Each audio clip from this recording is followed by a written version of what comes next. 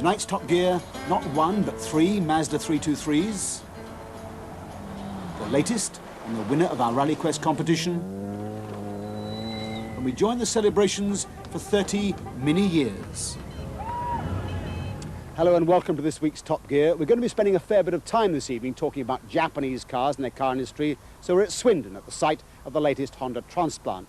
Transplant being the industry's current jargon word to describe a Japanese assembly plant overseas.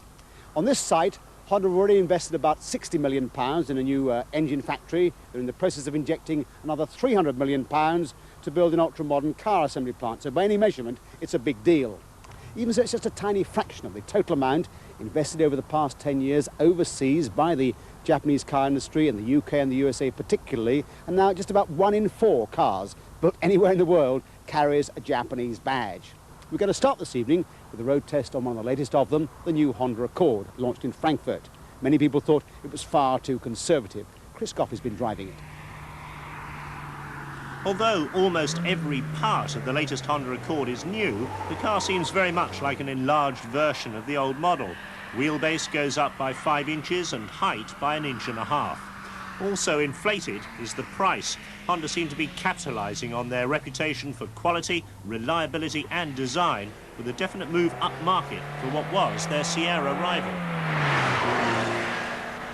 Although the base model is £12,000, this 2-litre EXI is expected to be the most popular. It's priced at just over £15,000. That's nearly £1,500 more than the old model.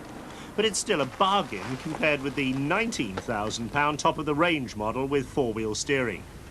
For Japan, the Accord can be ordered with 5 cylinders, but all cars sold in Britain are 16-valve 4s. The 2-litre injection now gives 133 horsepower, and there are more sophisticated engine mounts for quietness. And headlights are interesting, clear lenses with complex moulded reflectors. As you'd expect, the increase in exterior dimensions has been reflected in the interior, and this new Accord is now a very roomy car indeed. In particular, there's very good headroom, and that's something that the early models were criticised for. In fact, there's even room to use the power seat to take you well up in the world.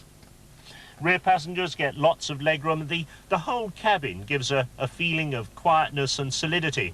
That's in part due to a new floor construction using a honeycomb structure, and the dashboard is also a new idea. They've put the heating and ventilating ducts moulded inside it, and the whole lot is then clamped to the front of the car, and that means there's nothing inside to shake about and rattle.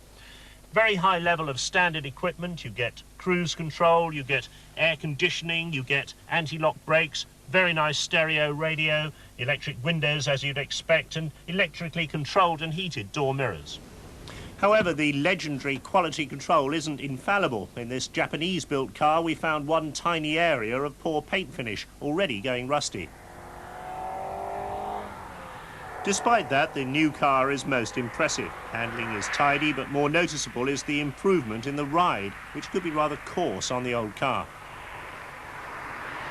Performance is excellent and delivered with great smoothness. The car remains quiet up to very high speeds, and the engine readily spins round to high revs with absolutely no fuss. Honda have also developed their speed-sensitive power steering system to remove its tendency to become over-light at lower speeds or over-heavy after braking. At cavalier prices, the Honda Accord was always a strong competitor in its market sector.